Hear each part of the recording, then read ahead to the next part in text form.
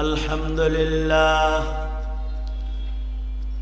الحمد لله وكفى وسلام على عباده الذين اصطفى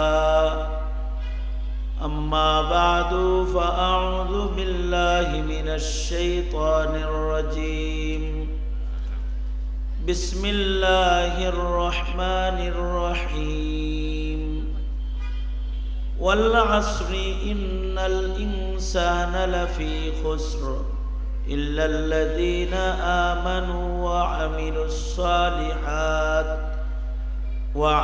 الصالحات وتواصوا بالحق وتواصوا بالصبر.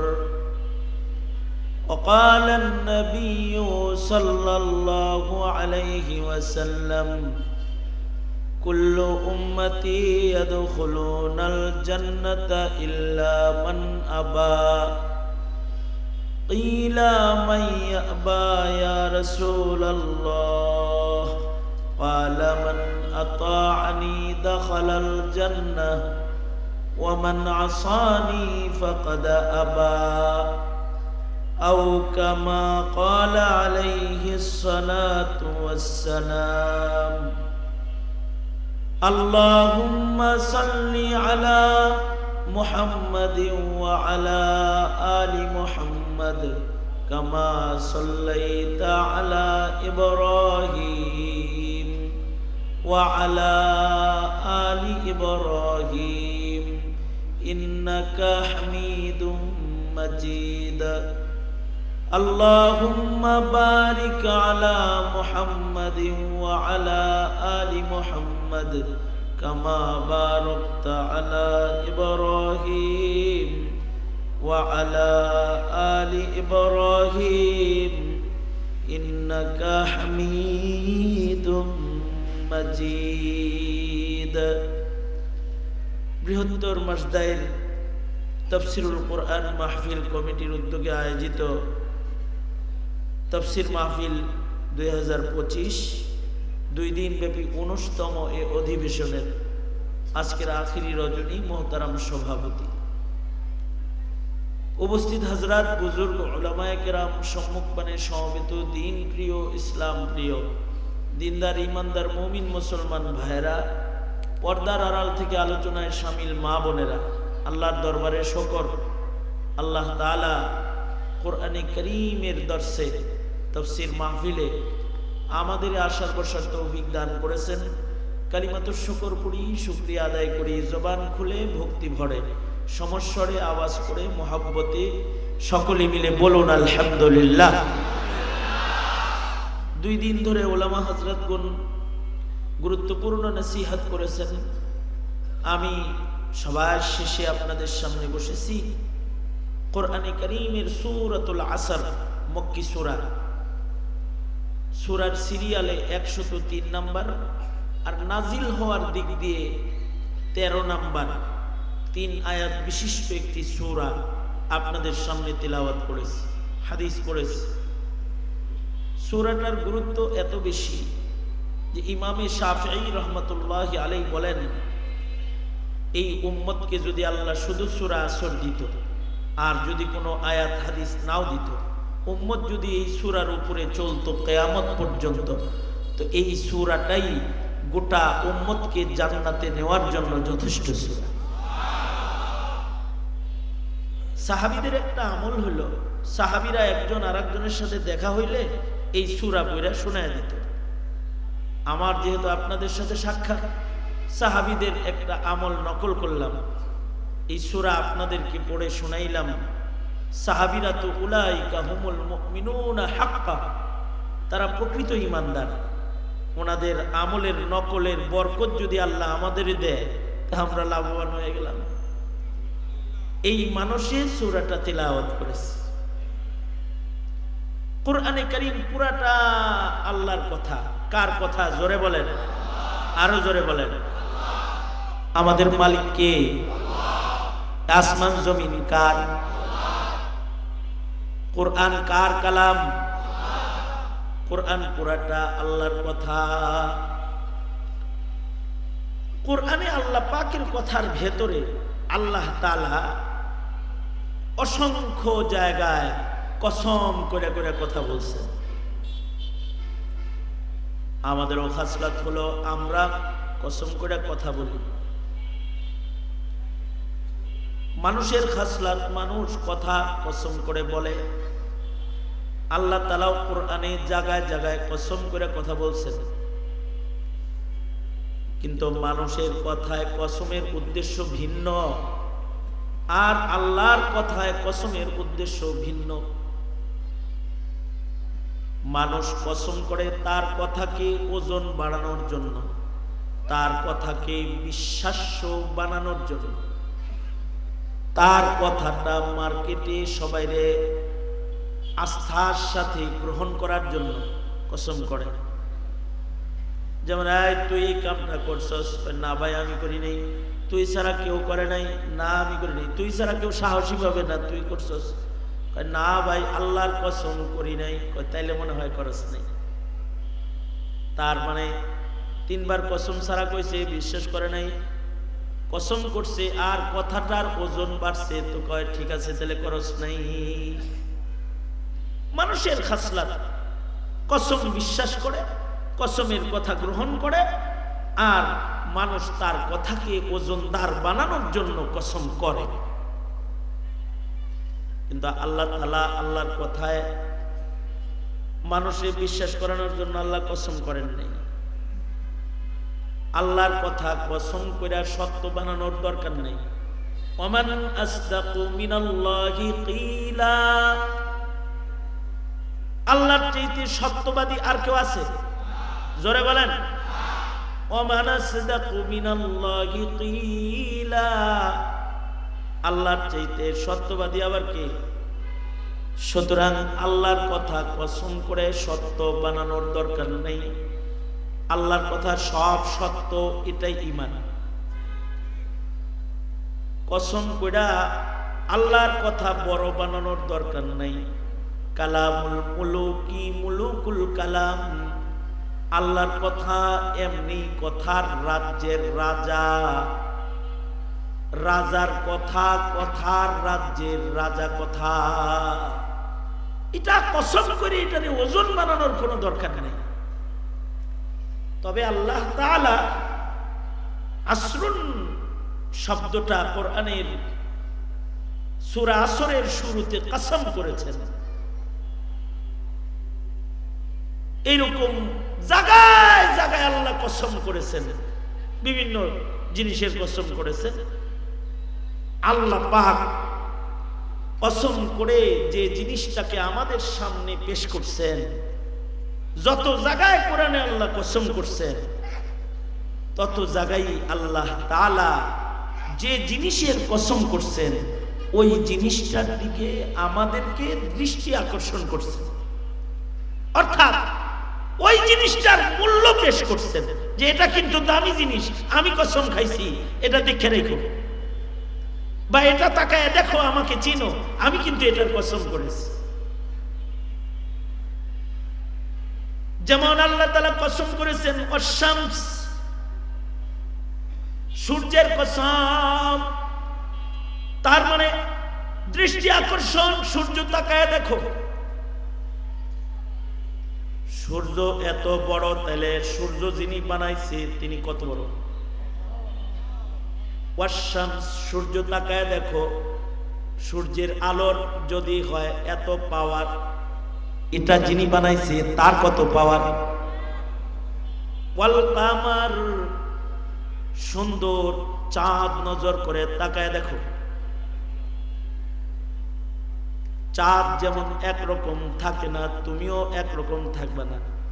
চাঁদ কখনো কখনো পূর্ণিমা হয়, কখনো কখনো অমাবস্যা হয়, কখনো কখনো আলো কইমা যায়, কখনো আলো বাইরা যায়, কখনো চাঁদ হারায় যায়। সূর্য কখনো উদয় হয়, কখনো ডুবে যায়। তোমার উদয় আছে, তোমারও অস্ত আছে। তোমার জীবনে কখনো কখনো সূর্যের যেমন গ্রহণ আছে, তোমারও গ্রহণ আছে। সূর্য যেমন ডুবে, তুমিও ডুববা, একদিন থাকবে না। চাঁদের যেমন আলো আছে, আধার আছে। তোমার জীবনেও দুশ্চিন্তার আমাবস্যা আছে, আবার খুশি আর আনন্দের পূর্ণিমা আছে। আমার সৃষ্টি নজর করে তাকায় দেখো, ওয়াল্লাইল, রাত তাকায় দেখো, সব সময় থাকে না, রাত চলে যায় আবার দিন এসে যায়। ওয়ান্নাহার, দিন তাকায় দেখো, কত সৃষ্টি আমি করেছি, এগুলো নজর করে চেয়ে দেখো, আমাকে চিনো। আবার কখনো কখনো বস্তুর দাম বুঝাইতে কসম করে ওয়াত্তিন ওয়াজ্জাইতুন, সাধারণ ফল নয়, দামি ফল, এর মূল্য বুঝাই। ওই রকম আল্লাহ বলে ওয়াল আসর, এটি নামাজ বটে কিন্তু সাধারণ নামাজ না। শরীয়তে ইসলামে যত ইবাদত আছে, ইবাদতের ভেতরে সবচেয়ে দামি ইবাদতের নাম নামাজ। বলেন সবচেয়ে দামি ইবাদতের নাম কি? জোরে বলেন। ইমানের পরে সবচেয়ে দামি ইবাদত হলো নামাজ। আল্লাহর বিধান এটা যে সব কিছুর ভেতরে দামি জিনিস আছে, নামাজের ভেতরেও দামি নামাজ আছে। ইবাদতের ভেতরে সবচেয়ে দামি নামাজ, নামাজের ভেতরে সবচেয়ে দামি নামাজ আছে। সব কিছুর ভেতরে দামি জিনিস আছে, সর্দার আছে, আমির আছে। ফিরিস্তাদের ভেতরে সর্দার আছে জিবরাইল, ইবাদতের ভেতরে সর্দার আছে নামাজ। মানুষের ভেতরে সর্দার আছে মুহাম্মাদুর রাসূলুল্লাহ সাল্লাল্লাহু আলাইহি ওয়াসাল্লাম। উম্মতের ভেতরেও সর্দার আছে উম্মতে মুহাম্মাদি। উম্মতে মুহাম্মাদের সব উম্মতের ভেতরে একজন সর্দার আছে আবু বকর। জান্নাতের 8 দরজা তারে ডাকবে। পাহাড়ের ভেতরে সর্দার পাহাড় আছে, সাফা মারওয়া তুর নূর সুর, সর্দার পাহাড়ের নাম। পাথরের ভেতরে সর্দার পাথর আছে মাকামে ইব্রাহিম, হাজারুল আসওয়াদ। পানির ভেতরে দামি পানি আছে আবে জমজম। দিনের ভেতরে সর্দার দিন আছে ইয়াউমুল আরাফা, ইয়াউমুল জুমআ, সাইয়্যিদুল আইয়াম। রাতের ভেতরে সর্দার রাত আছে লাইলাতুল কদর ওয়া লায়ালিন আশর ওয়া লাইলাতুন নিসফি মিন শাবান। সর্দার রাত।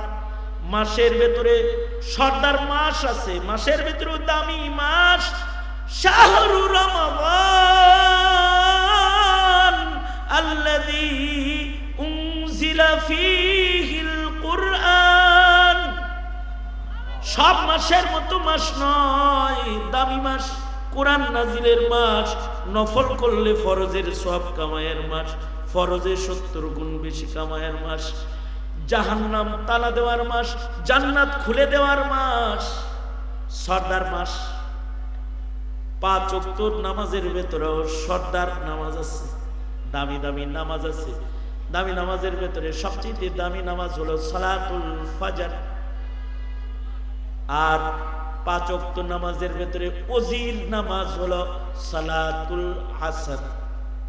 5 ওয়াক্ত নামাজের আমির সাহেবের নাম হলো ফজর, আর ওজির সাহেবের নাম হলো আসর। কারণ সালাতুল ফজরটা দামি ওয়াক্তের নামাজ।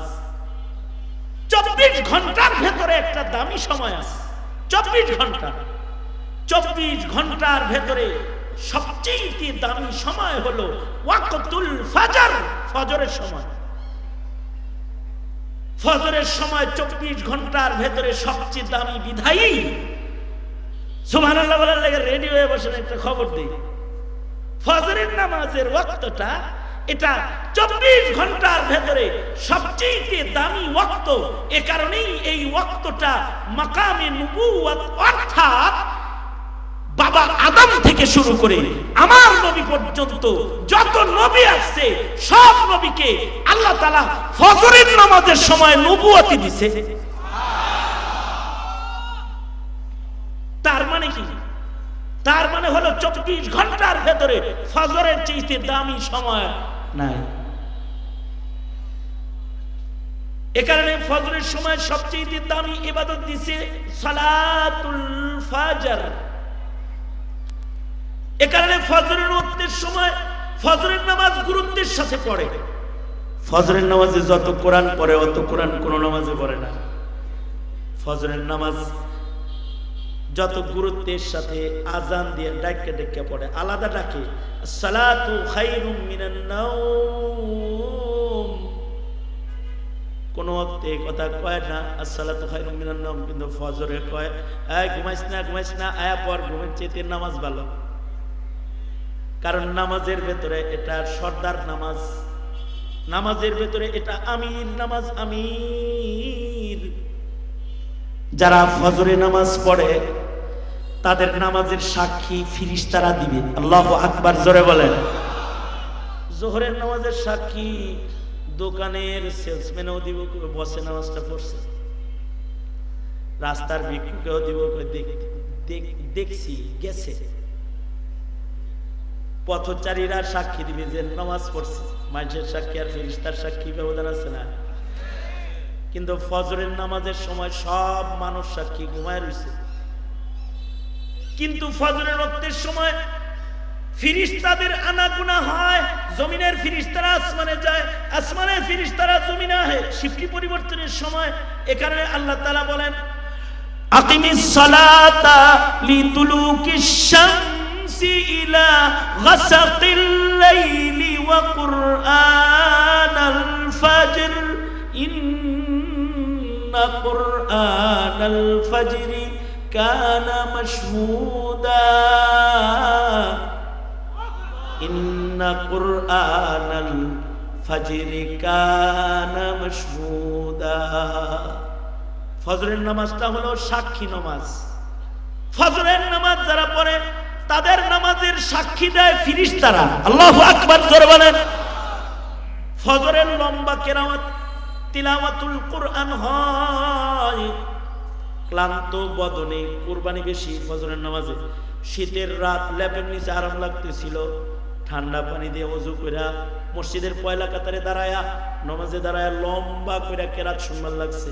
ফেরেশতারা বলতেছে আল্লাহ ছিল ঘুমে, ছিল ল্যাপের নিচে, কত ভয় পায় তোমারে। ঠান্ডা পানি দিয়ে ওযু কইরা তোমার কদমে সেজদাটা মারছে। আল্লাহ ওর নামটা সেজদাদাতার খাতায় লেখা দিই। ফেরেশতারা ওদের ইবাদতের সাক্ষী হয়ে যায়। এ কারণে ওয়াক্তুল ফজর 24 ঘন্টার ভেতরে সবচেয়ে দামি সালাতুল ফজর নামাজের ভেতরে সবচেয়ে দামি।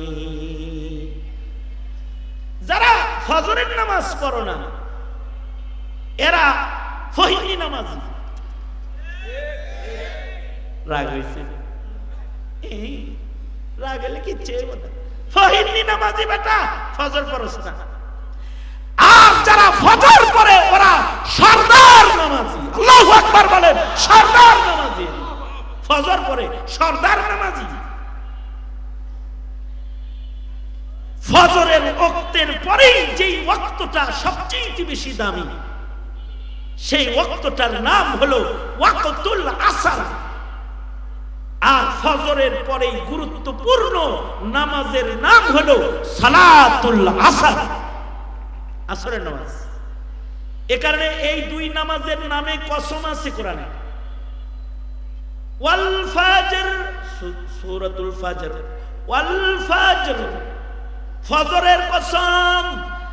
আর এখানে কয় ওয়াল আসর, আসরের কসম। তার মানে হলো আসরের নামাজটা দামি নামাজ। দামি নামাজের কসম আল্লাহ করতেছেন। এত দামি আল্লাহ কয় হাফিজু আলাস সালাওয়াতি ওয়াস সালাতিল মুস্তা, নামাজ পড়ো, বিশেষভাবে নামাজ হেফাজত করবা। আসরের নামাজ সব নামাজ হেফাজত করবা, কিন্তু আসরটার দীক্ষা শুনে রাখো। কারণ কি? কারণটা শোনার পরে ভালো করে একটা সুবহানাল্লাহ বলেন। কারণ হলো ওয়াক্তুল আসর, এটাও দামি। ওয়াক্তুল ফজর মাকামে ভিলায়াত, মাকামে নবুয়ত। আর ওয়াক্তুল আসর মাকামে ভিলায়াত। আসর যারা গুরুত্বের সাথে পড়ে, আল্লাহ তাআলা ভিলায়াতের মাকাম তাদের আল্লাহ তাআলা দান করে। আরেকটা কারণ হলো ঘুমন্ত অবস্থায় একটা নামাজ কাজা হয়, নবীজিকেও আল্লাহ কাজা করাইছেন ফজর ঘুমে। বেলালের দায়িত্ব দিছে, উড়াই দিস। ঘুমদাতাকে বড়ি খাইও ঘুম ধরবো না বেটা, আল্লাহ ঘুম লয়ে গেল। ঘুমদাতাকে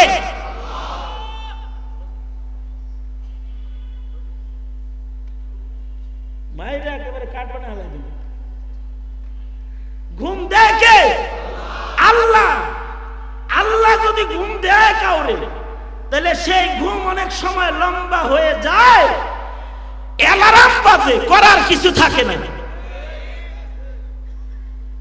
অ্যালার্ম নেই, ঘুম পাড়াই দিল আল্লাহ, সমস্যাটা কি?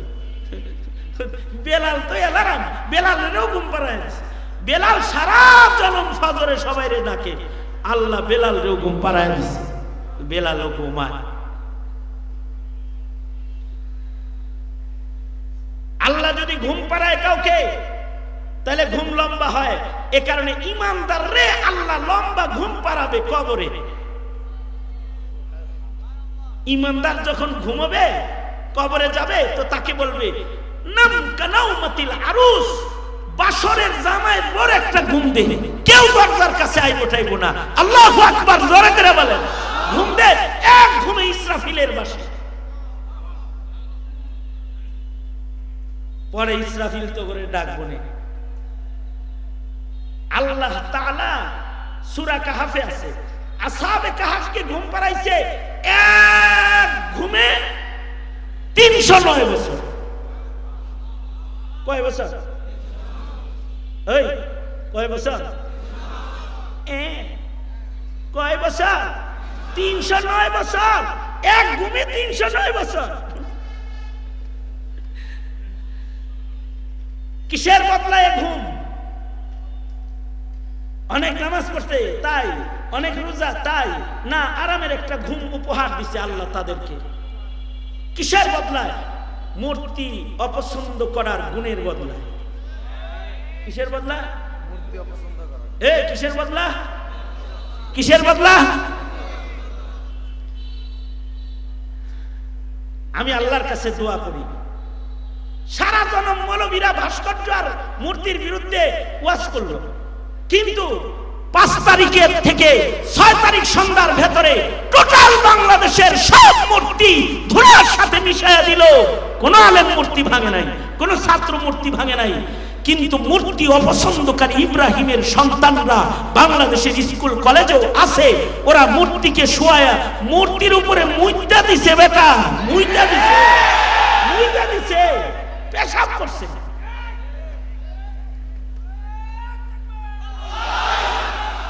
আমার খুশি লাগে, এই খুশি এটা হলো এই ইমানদারদের যে প্রেম প্রেরণা, এটার খুশি।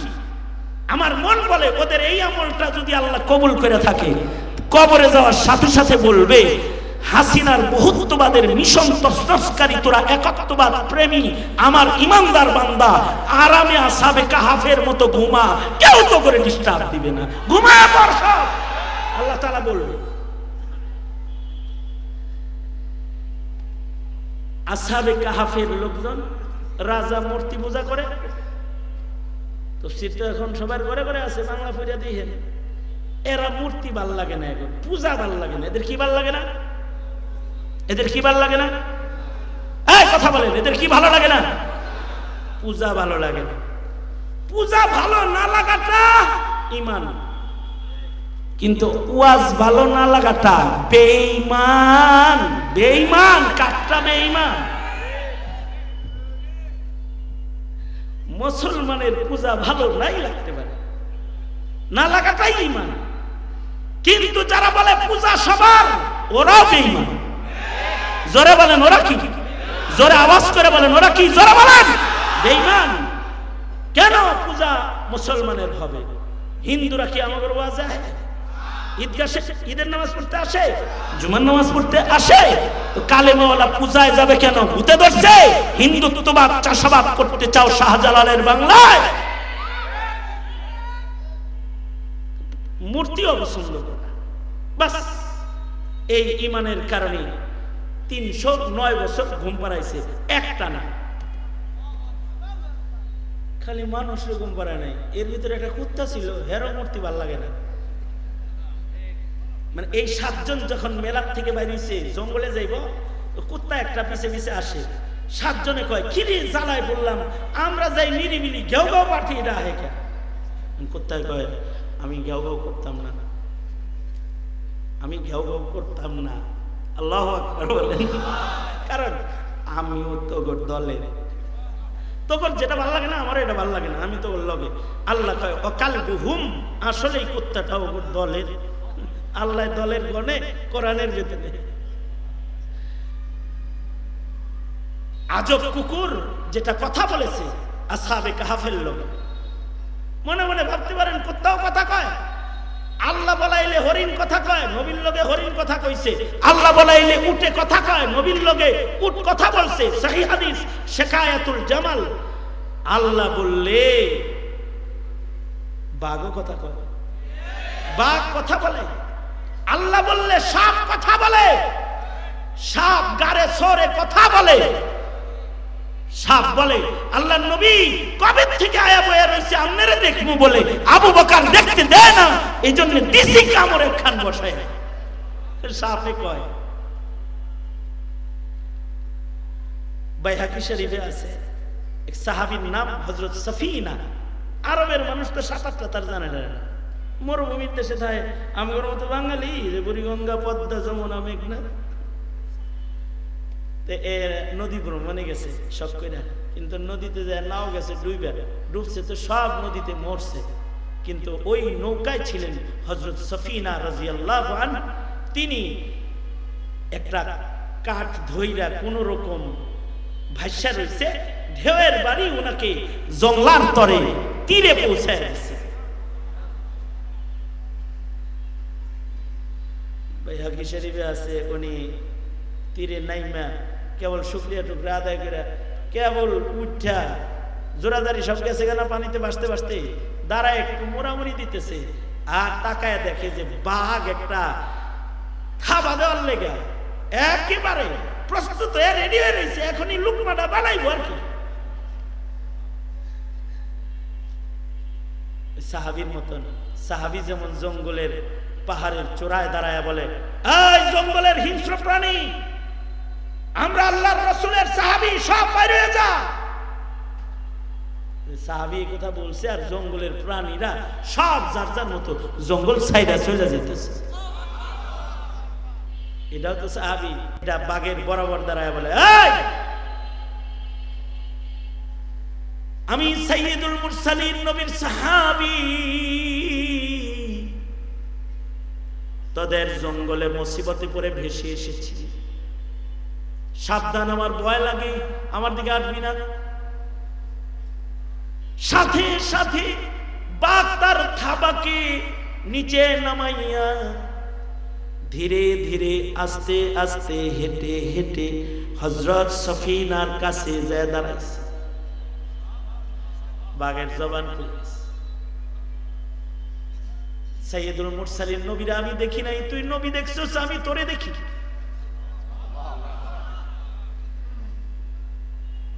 তুই তোর হাতটা আমার পিঠের উপরে রাখ,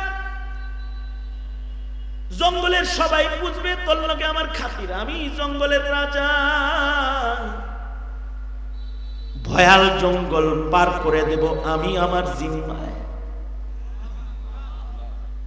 হযরত সফিনা বাঘের পিঠে হাত রাখছে, বাঘ জঙ্গলের মাঝখান দিয়া হযরত সফিনাকে নিয়ে পার হয়ে চলে যায়।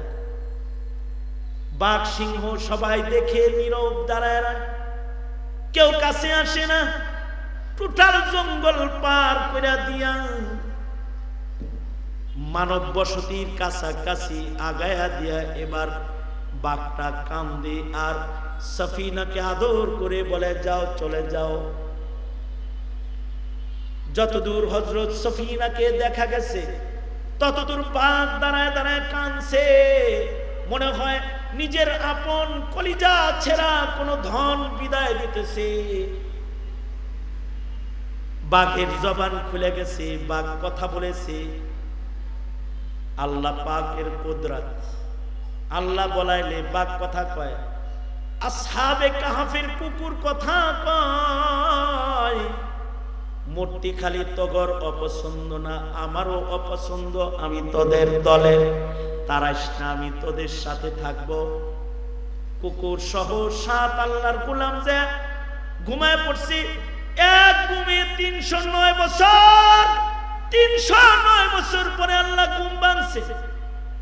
এমনকি আল্লাহ তাআলা সূর্য কি বলে, সূর্য সাবধান, এখানে তাওহীদ পছন্দ গোলাম ঘুমাইছে, ওদের চোখে যেন আলো না লাগে, কক্ষপথ পরিবর্তন করে উঠা যাও, গর্তের ভেতরে যেন সূর্যের আলো না যায়, ওদের ঘুম যেন ভেঙে না যায়।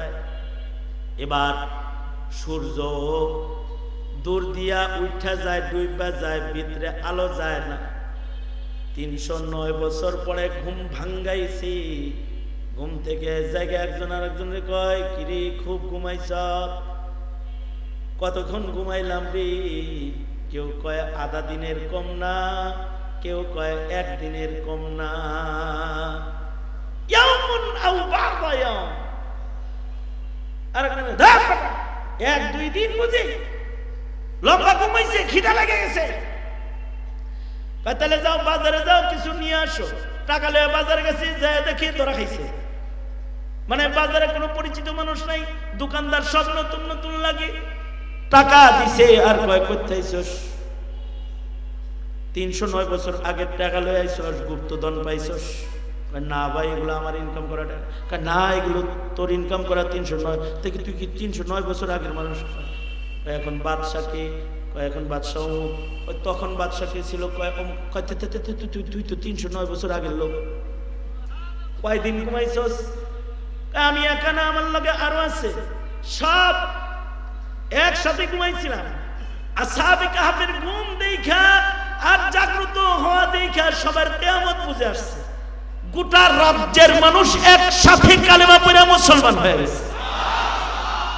এবারে ইমানদাররা কয়, ওগো আল্লাহ, আমাদের ঈমান, আমাদের ঘুম, আমাদের জাগ্রত হওয়া দেখায়া যেই বান্দা গুনার ঈমান আনলো, আমরা ওই বান্দাদের ক্ষতির কারণ হতে চাই না। হতে পারে তারা আমাদের পূজা শুরু করে দেবে। সুতরাং এই দুনিয়ায় আমাদের থাকার দরকার নাই। মূর্তি অপছন্দ করার আমলটা যদি পছন্দ হয়ে থাকে, আল্লাহ তুমি আমাদেরকে তোমার কাছে ডেকে নিয়ে যাও।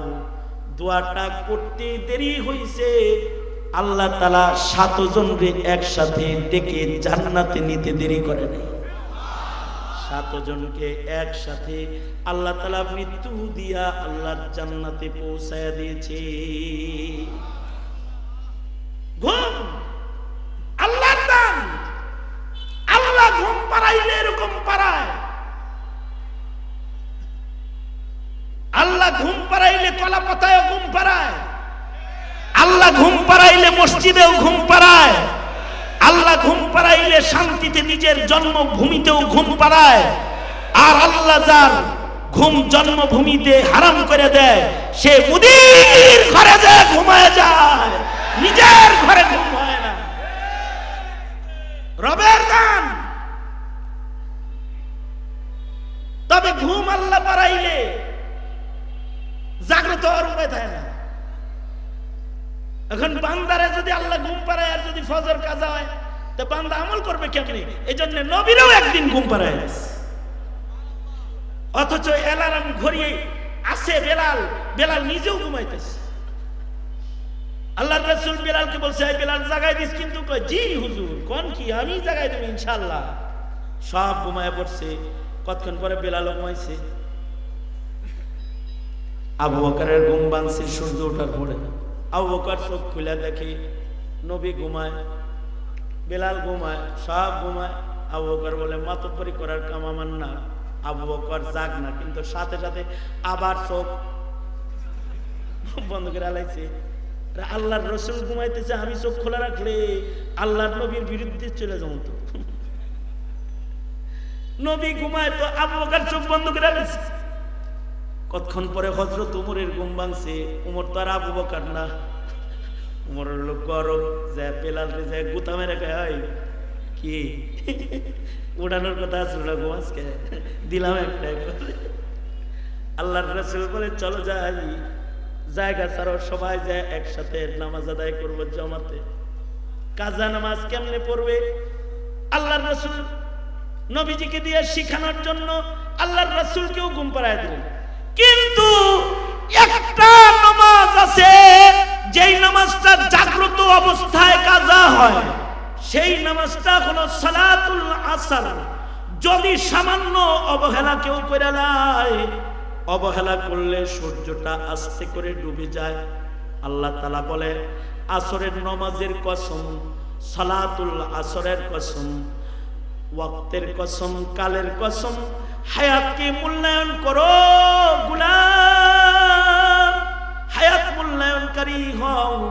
যদি অবহেলা করো তাইলে কিন্তু আসরের মতো হঠাৎ ডুবে যাবে। সময়কে মূল্যায়ন করো, হায়াতের মূল্যায়ন করো। জিন্দেগীর সময়কে অবহেলায় হেলায় খেলায় নষ্ট কইরো না।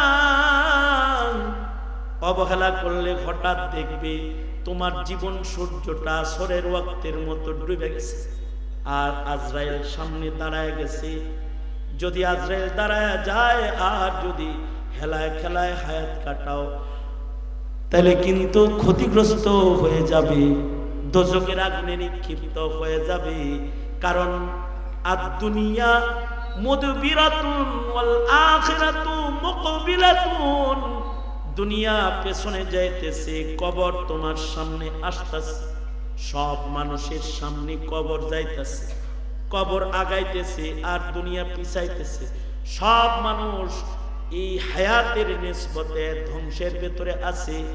সবার হায়াত কমতেছে, সবাই দৌড়ায় কবরের দিকে যাইতেছে। ইল্লা কিন্তু এক দল আছে যারা কবরের দিকে যায় না, যারা জান্নাতের দিকে যায়, যারা আল্লাহর দিকে যায়, যারা দুনিয়ার হায়াত শেষ করে জান্নাতের হায়াতের দিকে আগায়। একটা দল আছে তাদের পরনে ধ্বংস নাই, তাদের হায়াত ফুরাইলে দুশ্চিন্তা নাই। ইল্লাল্লাযীনা আমানু ওয়া আমিলুস সালিহাত ওয়া তাওয়াসাউ বিল হাক্কি ওয়া তাওয়াসাউ বিস সাবর। এই চার কাম হায়াতে যারা করবে, মরণ আসলে তাদের ভয় নাই। দুনিয়ার হায়াত শেষ হলে তাদের ভয় নাই। দুনিয়া থেকে তারা বের হবে, মরণ দরজা দিয়া আল্লাহর জান্নাতে তারা ঢুকে যাবে। সুবহানাল্লাহ। মানুষের ভেতরে তাদের ভয় নাই। কেউ হায়াত পাইছে 60 বছর, কেউ 70, কেউ 40, কেউ 2, কেউ 1 মাস, কেউ 1 সেকেন্ড। এই 1 সেকেন্ডের হায়াত যে কামে লাগাইছে, 1 সেকেন্ডের হায়াত দিয়ে সে জান্নাতে চলে গেছে। আর যারা হায়াতকে নষ্ট করেছে তারা দোজখে পড়ে গেছে। অর্থাৎ হায়াত হলো জান্নাত বাণিজ্যের মূল ক্যাপিটাল, মূলধন।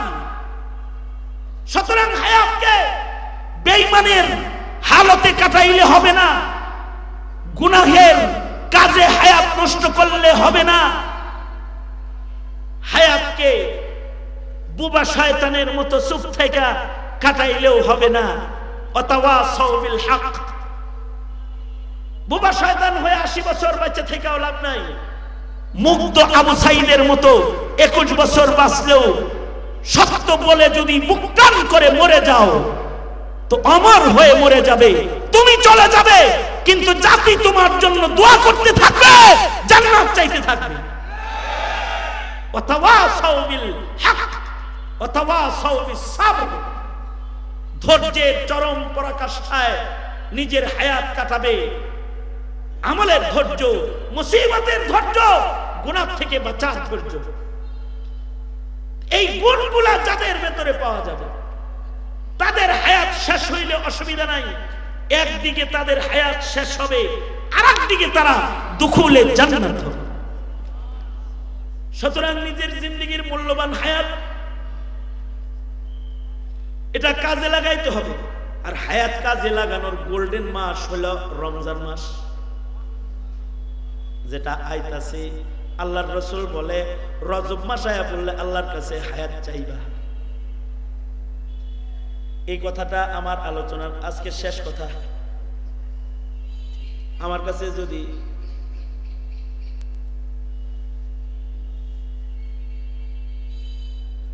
ডাক্তার কোম্পানির এক লোক আইছে, আমি বললাম দাওয়াত দিতে আইছে, আপনার কোম্পানিতে কি কি ওষুধ বানায়? সব ওষুধ। আপনার লোক আমার খাতির দরকার, কারণ বাড়িতে রোগীর অভাব নেই।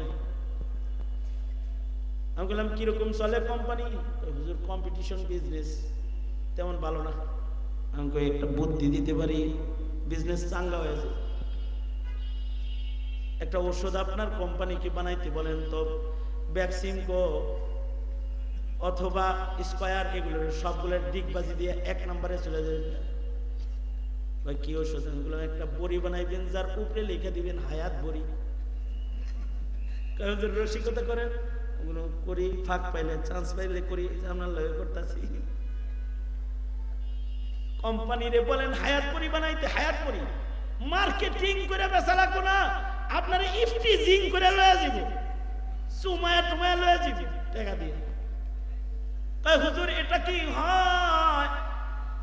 আমি কইলাম হ্যাঁ, দুনিয়ার একজন ডাক্তার আছে, যেই ডাক্তারের ডিসপেন্সারির ভেতরে হায়াত বড়ি তিনি রেখে গেছে। ডাক্তারের নাম হলো মুহাম্মাদুর রাসূলুল্লাহ সাল্লাল্লাহু আলাইহি ওয়াসাল্লাম। আর তিনি রজব শাবানে একটা দোয়া শিখায় গেছে। তার সুন্নতের ডিসপেন্সারির ভেতরে, ফার্মেসির ভেতরে একটা আমল আছে। এই আমলটা যদি কেউ করে তাহলে তার হায়াত বাইরে যায়। সেটা হলো রমজান নিকটে আসলে পড়তে হয় আল্লাহুম্মা বারিক লানা ফি রাজাব ওয়া শাবান ওয়া বাল্লিগনা রমাদান। পড়লে মহান আল্লাহ বান্দার হায়াতটাকে বাড়ায় দেয়। আল্লাহু আকবার জোরে করে বলেন, আমার সাথে জোরে করে বলেন আল্লাহুম্মা, আর জোরে আল্লাহুম্মা বারিক লানা ফি রাজাব ওয়া শাবান ওয়া বাল্লিগনা রমাদান। 2 মাস পড়বেন ইনশাআল্লাহ বলেন, আরো জোরে বলেন, আরো জোরে পড়বেন ইনশাআল্লাহ।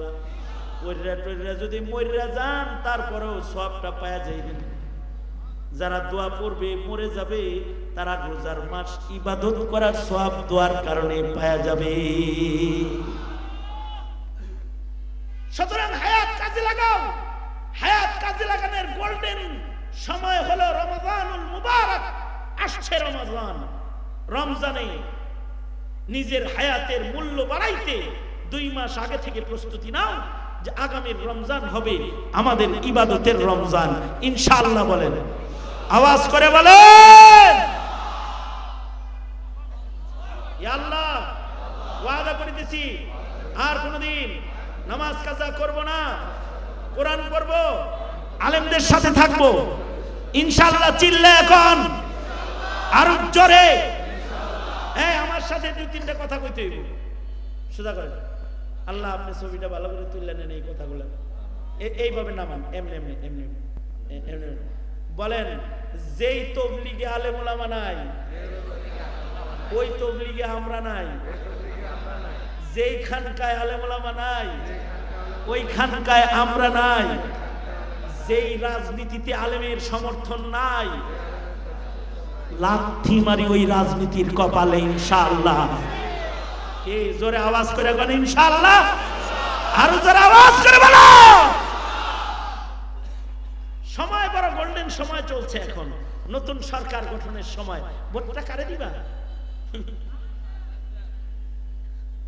আমি বলবো না আলেমরে দেব, এ কথা বলবো না। তবে আমি বলবো মুসলমান আর মুসলমানদের ঘাঁটিতে, ইসলামের মাটিতে যারা নাস্তিকতার চাষাবাদ করে, মুসলমানের বাচ্চা হয়ে তাদেরকে সিল মারবি না বলে দিলাম। ভোট দিবি তাকে যারা কাদিয়ানীকে কাফের ঘোষণা করবে, ভোট দিবি তাকে যারা নাস্তিকের মৃত্যুদণ্ডের আইন সংসদে পাশ করবে। আওয়াজ করে, জোরে আওয়াজ করে বলেন ঠিক না বেঠিক, জোরে বলেন। ভোট দিবি তাকে যারা তোর প্রজন্মকে ঈমান শিক্ষা দিবে, তোর প্রজন্মকে হিন্দু, কাদিয়ানী, খ্রিস্টান বানানোর চক্রান্ত যারা করে তাদের ঘাড় ধরে বের করে দিবি ভোট চাইতে আসলে।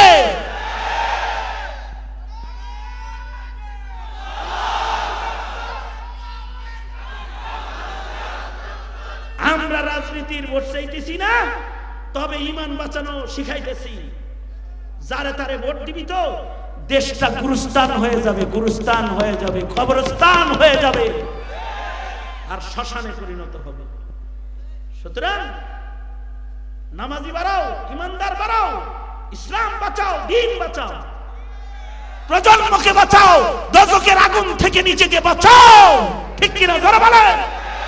আছেন তো ইনশাআল্লাহ? স্মরণ থাকে যেন আল্লাহ তাআলা এই তাফসীর মাহফিলকে কবুল করে, 19তম অধিবেশনকে আল্লাহ তাআলা কবুল করে, আগামী তাফসীর মাহফিলও আল্লাহ তাআলা কবুল মঞ্জুর করে। অসংখ্য মাসাজিদের আইম্মায়ে মাসাজিদরা এই মাসদার তাফসীরের সাথে জড়িত, আল্লাহ তাআলা তাদের সকলকে জাযায়ে খায়ের দান করে। আমি আমার বক্তব্য এখানে ইতি টানছি। এই আর কেউ আছে নাকি বক্তা?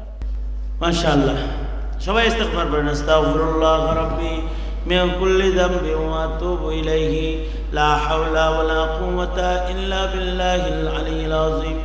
আস্তাগফিরুল্লাহাল্লাযী লা ইলাহা ইল্লা হুয়াল হাইয়ুল কাইয়্যুম ওয়া আতুবু ইলাইহি। মাদ্রাসাতুল ফুরকান, ফুরকান না, মার্কাজুল ফুরকান শিক্ষা পরিবারের একটি অনুষ্ঠানও এখানে হয়েছে। নারায়ণগঞ্জ শাখা যেটা শুভ উদ্বোধন হয়েছে, সেটা ওখানে প্রতি মাসে একটা ইসলাহি প্রোগ্রাম হবে, 12 মাসে 12। সেই প্রোগ্রামে ওলামা হযরতরা থাকবে। যেহেতু আমি এই শিক্ষা পরিবারের সাথে জড়িত, ওখানে ইসলাহি প্রোগ্রামে আমি থাকি। যাদের সন্তানরা ওখানে পড়ে তাদের ইসলাহি তরবিয়াতি বয়ান হয়। এই প্রতিষ্ঠানের এই খানকায় ইসলাহি মাহফিলে আপনারা প্রতি মাসে আসবেন। আর এই মার্কাজুল ফুরকানকে আপনারা আপনাদের যে সকল সন্তানরা একটু যেন পরিবেশে পড়তে পারে না, এখানে সুন্দর আয়োজন, যারা কিছু অর্থ ব্যয় করার ক্ষমতা রাখে, সন্তানরা হাফেজ আলেম হোক চায়, তারা ভালো পরিবেশে দিতে চাইলে মার্কাজুল ফুরকান একটি বিশ্বস্ত নাম। আল্লাহ তাআলা এটাকে কবুল করে। আর ওই ইসলাহি মাহফিলেও আপনাদের দাওয়াত রইল। আলহামদুলিল্লাহি রাব্বিল আলামিন, ওয়াসসালাতু ওয়াসসালামু আলা সাইয়্যিদিল মুরসালিন মুহাম্মাদিন ওয়া আলা আলিহি ওয়া আসহাবিহি আজমাইন। রব্বুল আলামিন, ইয়া আল্লাহ, উলামায়ে কেরামের মেহনতে আয়োজিত মাসদার তাফসীর, রব্বুল আলামিন অত্র অঞ্চলের সকল আইম্মায়ে মাসাজিদ আলেমরা এই মাহফিলের সাথে জড়িত। বহু উলামা হযরতরা মেহনত করেছে। 2 দিন ব্যাপী মাহফিলের আখরি মুনাজাত রব্বে কারীম ভিক্ষুকের মতো তোমার দরবারে 2টা হাত বাড়ায় ধরেছে। এলাকার ধর্মপ্রাণ নেতৃবৃন্দ যারা আছে তারা মজলিসে বসে রয়েছে। মধ্যরাত পার হয়ে গেছে, তোমার বান্দারা ঝাঁকের মতো চাকের মতো বসে নসিহত শ্রবণ করেছে। রব্বুল আলামিন হাত তুলে তুলে ওয়াদা করেছে, 2টা হাত ভিক্ষুকের মতো তোমার দরবারে বাড়ায় ধরেছি। ওগো আল্লাহ, মেহেরবানি করে আমাদের জিন্দেগীর সব গুনাহ তুমি মাফ করে দাও আল্লাহ। জেনে না জেনে অন্ধকারে আলায় গোপনে প্রকাশ্যে যত পাপাচার করেছি ক্ষমা করে দাও। যত উলামা হযরতরা মেহনত করেছেন তাদের সকলের মেহনত কুরবানি কবুল মঞ্জুর করে নাও। দূর দারাজ থেকে যারা এসে শামিল হয়েছে কদম কদম নেক দিয়ে তাদের বাড়ি ফিরায় দাও। যারা অর্থায়ন করেছে মেহনত করেছে তাদের অর্থ করি কোরবানি কবুল মঞ্জুর করে নাও। যা কিছু আলোচনা হয়েছে তার উপর আমল তোমার বান্দাদের তুমি দান করো আল্লাহ। জানি না কার মা নাই কার বাবা নাই, নিজের হাতে যারা নিজের মা কবরে রাখছে, নিজের হাতে নিজের বাপ কবরে রাখছে, আল্লাহ যাদের আব্বা আম্মা কবর জগতের বাসিন্দা তাদের আব্বা আম্মারে মাফ করে দাও। যাদের আব্বা আম্মা হায়াতে আছে তাদের নেক হায়াত বাড়ায় দাও, বেশি বেশি করে খেদমত করতে পারে তৌফিক দান করো আল্লাহ। এই মাহফিলে যত মেহমানরা আলোচনা করেছেন সকলের নসিহত গুলো কবুল মঞ্জুর করে নাও। জানি না কোন দোকানের কাফন আমাদের জন্য রেডি হয়ে গেছে, কোন সোফের বাস না জানি টেকে গেছে, কখন জানি মসজিদের কোনার পালকি বাড়ির দুয়ারে দাঁড়ায় যায়। ওগো আল্লাহ, কবরের পালকি পাঠানোর আগে আমাদের নাম তোমার প্যারা বান্দার দপ্তরে উঠায় দিও আল্লাহ রাব্বুল আলামিন। ইয়া আল্লাহ, ঘরে দিন কায়েম করে দাও, রাষ্ট্রে দিন কায়েম করে দাও, হুকুমতে ইসলামের আলো দিয়া আমাদের আলোকিত করে দাও আল্লাহ। সারা দুনিয়ার মুসলমানদের নাজাত আর শান্তি তুমি দান করো ইয়া আল্লাহ। মজলুম জনপদগুলোতে মদদ নুসরত পাঠায় দাও আল্লাহ। যত কল্যাণ মঙ্গল দাও, কল্যাণ হতে আমাদেরকে ধরে ধরে বাঁচাও। এই মুহূর্তে আমাদের সালাম প্যারা নবীর রওজায়ে আতহারে পৌঁছায় দাও আল্লাহ। হায় রব্বুল আলামিন, ইয়া আল্লাহ, নারায়ণগঞ্জের প্রত্যেকটা মানুষকে দ্বীনের উপরে চলার শক্তি দাও, দ্বীন বুঝার তৌফিক দাও, দ্বীন মানার তৌফিক দাও। উলামায়ে কেরামের আজমত বুঝে উলামায়ে কেরামের দ্বীনি পরামর্শগুলোর মূল্যায়ন করার তৌফিক সকলের তুমি দান করো ইয়া আল্লাহ রাব্বুল আলামিন। সহি তরিকায় দ্বীনের পথে চলতে উলামায়ে দেওবন্দের ইত্তেবা করার তৌফিক সকলের দান করো আল্লাহ। যত পেরেশানি আছে দূর করে দাও, যত রহমতের দুয়ার আছে খুলে দাও। সুবহান রাব্বিকা রব্বিল ইজ্জাতি আম্মা ইয়াসিফুন ওয়া সালামুন আলাল মুরসালিন ওয়ালহামদুলিল্লাহি রাব্বিল আলামিন। আসসালামু আলাইকুম ওয়া রাহমাতুল্লাহ।